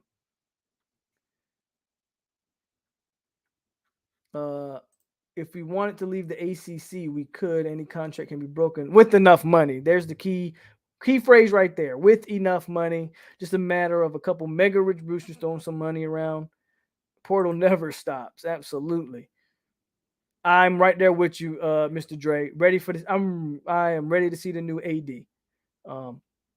Does the portal close in March? Again, I think the portal's year round, guys. Now, as far as getting kids to play, for instance, if you want a kid to play next year, but if I remember correctly, the portal was open all the way through August last year. Kids could come in August and still play the following year. I think the portal's open all year round. Obviously, during the season, a kid can't go to a school mid-season and still play, right? If you transfer mid-season, you got to sit out the rest of that season. But if I'm not mistaken, man, that portal's a year-round thing. There you go. Bruh, JSU, I don't think they're really – come on. He went to go talk to Primetime. That's all he did. He wanted to talk to a FSU legend, and I think they had a dope conversation. Dion know he ain't getting no Travis Hunter, man. But I think he went and talked to Dion about some stuff like Florida State and carrying on that legacy and all that stuff. 0-0-2-0-2, bunch of 0-0. So nobody thinks Kobe Gross has an impact next year. I'm just worried about my school Friday. We are 1 game away from state title game. Okay. You had season-ending surgery, didn't you? So you can't help your boys. It's tough, but I hope y'all get to state, man. What happened to that knucklehead guard that I think Donta Lucas is still in the portal, man. I haven't heard that. I haven't seen that he's been announced anywhere. A bunch of 2s and 0s. Jackson West. I would have more faith that West contributes than Gross, but again, I don't know what any of these tight ends are gonna do, man. We got a million of them, and can't nobody tell you if any of them are really any good. That's one position I don't think this staff knows what the hell they got going on that tight end, man. It's like they value the position, obviously. They want it to be an integral part, but I don't know if they know what they're doing with it. our big problem isn't 25-7 or 1-for-1. It's staying under 85. We need some voluntary attrition to get close to taking the yearly max this year. I think you're going to get some attrition, though. Jackson West should play wide out. I don't know if he's got the giddy up to be a wide out. Kobe Gross was a Planet Fitness with me the other day. Nothing physically impressive about the guy. And he's too small to play tight end. Another wasted scholarship. People into the portal every day. It doesn't slow down. It's like Walmart. Never closes. That portal doesn't close at all. Lucas could definitely start at JSU. I would not be shocked if Lucas finds his way down to play for Willie or Primetime. He goes to JSU. He's probably an All-American on that level. And I think he'll have enough respect for Dion, and Dion could keep him in line. I'll say that. I think the portal kind of slows down, or when the football season's over, it restarts. Too many tight ends, Norvell and staff are tripping in that regard. I agree with you. The ACC needs to get the ACC needs to get a whole new everything. Do you think Jordan Young can get an extra year? I don't think Jordan Young's eligibility is up anyway. I think he has an extra year regardless. I don't think he needs a waiver.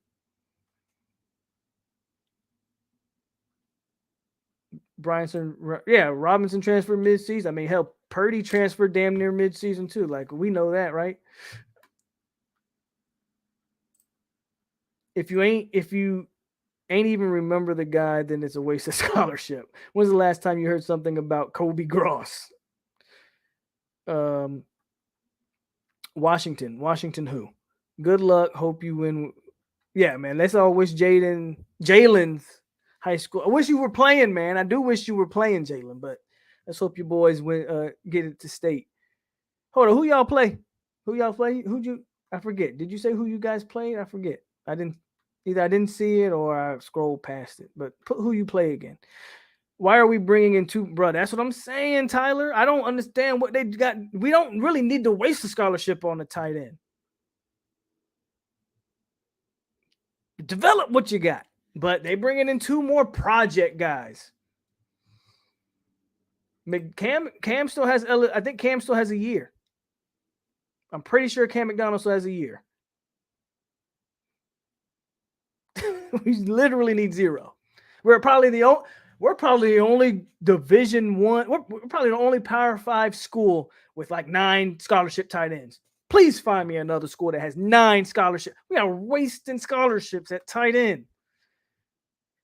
But we got 3 scholarship quarterbacks. Only 8 receivers. Man, got more tight ends than receivers, man. Oh, y'all play St. Thomas. Don't Armella play for St. Thomas? I know Camden Brown does. So you playing Julian Armella? Oh man, that's tough. I think Julian Armella plays for St. Thomas Aquinas.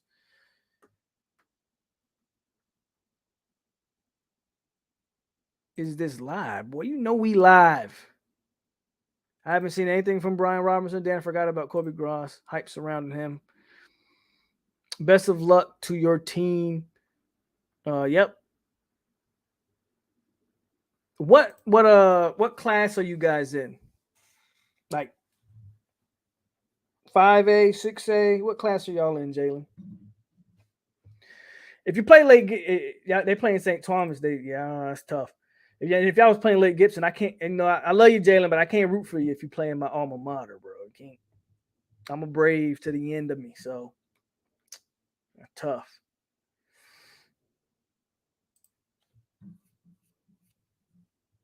Yeah, of course. We could have used that. That's my problem with Purdy, Jeff. You quit in a time where you could have went out in NC State, and at that, man, we know what Milton just wasn't it, right? You would have came out of NC State, you could have made a name for yourself. Imagine if we had Purdy. Maybe we don't have those wasted possessions against Florida if we got Purdy.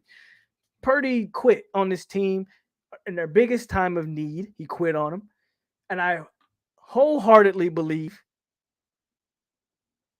unequivocally, I believe that he would have had a legit shot of winning the job next year.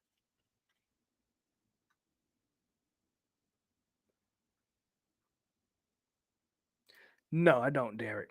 They got enough backs. I don't think backs. If you tell me a Jahmyr Gibbs or a legit difference maker is in the portal and they're interested in Florida State, then yes.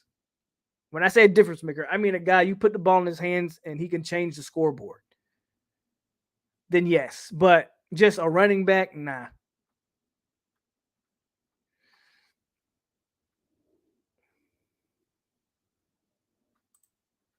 That's all they use Rector for. Absolutely. Okay, so you're seeing 7A. Okay. Yeah, I think Gip is only 6A. I think. Why does Mike have such a hard time developing positions at FSU that he had no problem developing at Memphis? Does he not have one tight end that can match? I don't know. But the tight end position, I can't answer. I don't know what the deal is with tight ends. I'm not even going to lie to you. Agreed.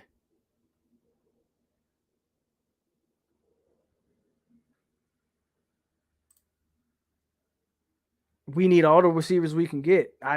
You got if Hazelwood's interested, yeah, you damn right. Buddy from Oregon, you damn right. Like a Joshua Moore from Texas, if he's interested, yeah. We need all the right receivers we can get, bro. Oh man, here we go with no squad. Nope, it's not opting out, and what Purdy did are not cut from the same cloth, man. I'm not even about to have this conversation with you again, no squad. You're entitled to that opinion. I'll let the chat argue with you, but they are not the same.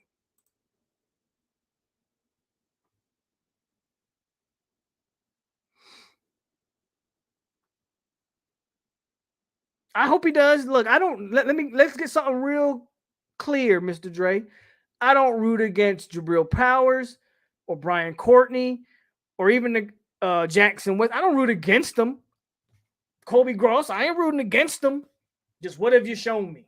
Why is every tight end we take a project level player? That's my issue. But I hope they turn. I guess eventually you got to hit on one of these project players. One of these guys eventually got to be a gem, right?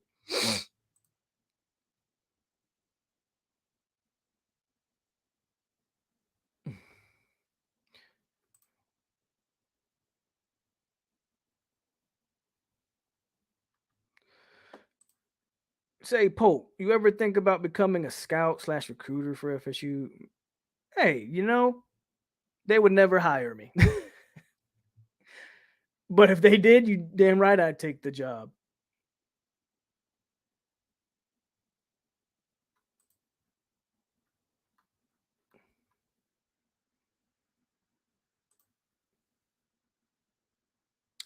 So y'all might, yeah. I know Lake Gibson's playing Tampa Tech this week, so probably gonna be no offense, Jalen, but it's probably gonna be Gip and St. Thomas Aquinas, big dog.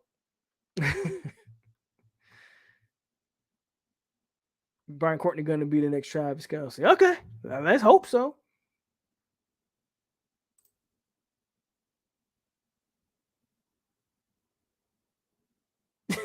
Hey, I'm letting y'all handle that. I'm not doing it again. We've had this conversation before. I ain't doing it. I'm not doing it. I'm gonna let Tyler, Firewater, but I'm gonna let y'all boys handle that convo.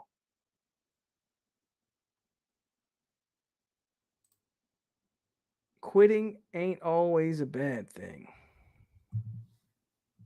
Anytime you label a person, anytime in sports, this is the last thing I'll say on that before I let y'all have it.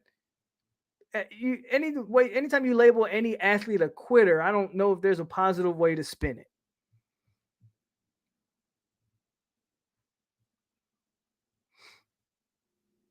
Like you're baiting me, and I'm not gonna take the bait. I'm not doing it. Cam Akers started. Okay, let y'all do that. I'm calling it now. Courtney is the next Travis Kelce. Someone else just said that too. What if Noel Power is Mike Norvell? Hey, don't have a burner account, Mike. If you want to hire me, emails in the description, Mike. Hit me up. I'll go AWOL tomorrow. Hit me up. Yeah, but let's see if we get him though, right?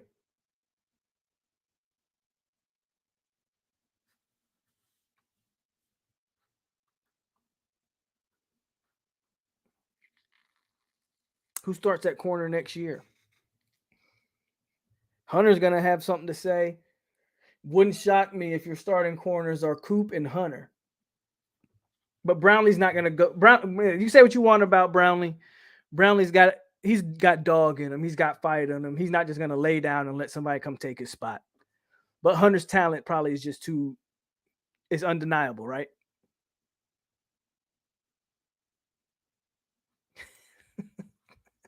I like what you did there, man.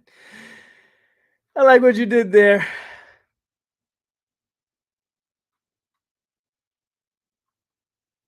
Bruh, if it's Mike, I'm going AWOL. Mike offered me a job, I'm going AWOL. I promise you. I'm going AWOL. I'll turn this thing around. You put me on the sidelines, Mike. I'll turn it around. I promise you. That's quitting, though. What Vontae Davis did was quitting.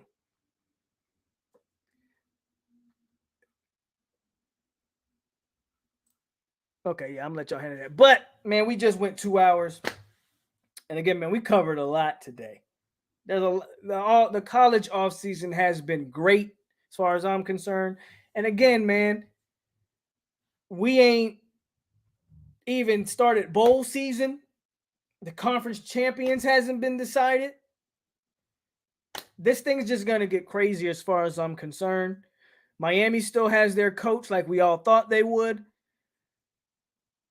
And Florida State's in an interesting. I'll close with this because I said I was going to touch on this. So I want to touch. I'm going to touch on this real quick, and then we'll sign it off here. What is all this coaching movement and what is all this major money these coaches are demanding now? $10 million a year. What does that have to do with Florida State? Is the question. Does it affect Florida? I think it directly. I don't think it affects them. This is what I will say though. Florida State's in a little bit of a unique, in schools like not just Florida State, but Florida State and schools like Florida State, they're in a unique position in the sense of you're kind of getting a coach at a bargain right now. But what they're doing right now, what is Mike making? 3-4 mil? Man, that is. You're in a good spot in the sense of you got a new AD coming in. You don't have a lot invested in Mike. So right now, what you got with Mike is cheap, and he's kind of. We'll see if he grows into this position, right? We'll see if we have a steal in Mike Norvell at this point, right? Does Mike Norvell become a cheap option that you can kind of spoon feed along the way? Now, if Mike catches fire here and he starts winning games, some school might come and poach him.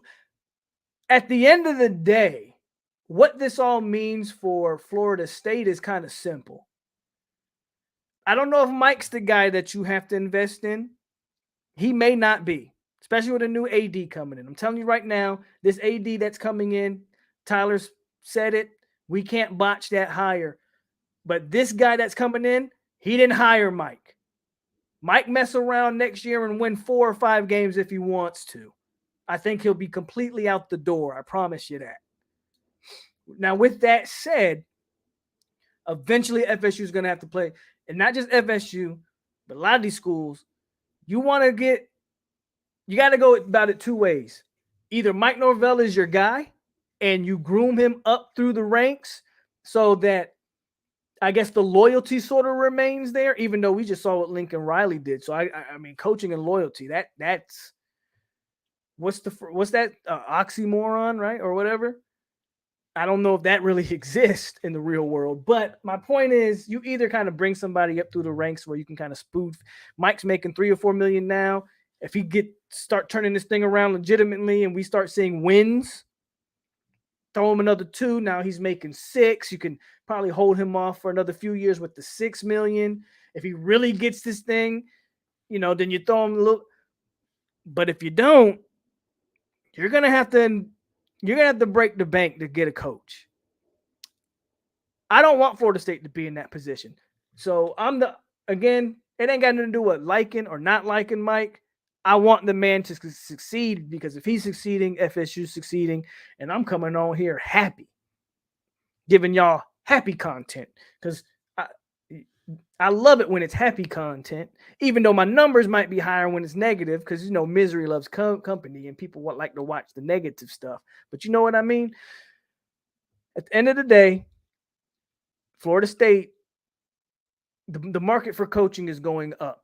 And if Mike's not the answer, their next hire, they cannot botch. And guess what they're going to have to do? They're going to have to pay top tier dollar for whoever that is. That's my closing thoughts on what's going on in the coaching market and what you see going on right now. I'm telling you right, if the University of Oklahoma or Oklahoma University, however the hell you say it, the Sooners, if their coach can get poached, there's not a coach that's safe unless your name is Nick Saban. Period.